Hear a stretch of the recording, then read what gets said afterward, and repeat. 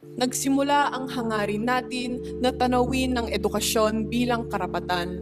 18 taon na ang nakalipas. Ngayon, 18 taon na rin ang tunay, palaban at makabayang pagtanggap natin sa hamon na isulong ang interes ng kabataan, kababaihan, kalikasan at ng mamamayan. Sa pagtindig natin para sa edukasyon, sa pagpapabasura ng mga iskemang socialized tuition na patuloy na umaatake sa ating karapatang makapag-aral at mag-organisa, isinama rin natin sa ating mga panawagan ang pag-atake sa sistemang bumubuhay sa mga ito. Sama-sama nating nilabanan ang patuloy na tumitinding neoliberalismo na nagpapahirap hindi lang ng mga estudyante, kundi pati na rin ang mamamayan.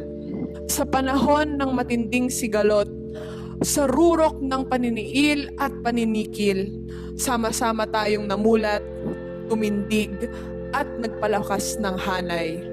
Sama-sama nating naunawaan na may mas malaking hamon pang naghihintay para sa atin sa labas ng pamantasang ito. Niyakap natin ang adhikain ng pagsulong ng pagbabagong panlipunan, kasama ng paglaban natin para sa lupa ng magsasaka, nakabubuhay na sahod para sa manggagawa, at pantay na oportunidad para sa mga kababaihan. Sinuong natin ang bawat batikos at bawat pasakit upang itaguyod ang karapatan ng pambansang minorya. Gamit ang teorya at praktika, napatunayan natin na hindi makakamit ang ating mga tagumpay kung hindi natin ito ipaglalaban ng sama-sama. Ito ang itinuro sa atin ng halos 2 dekada nating pamamalagi sa universidad at pagsulong kasama ang masa.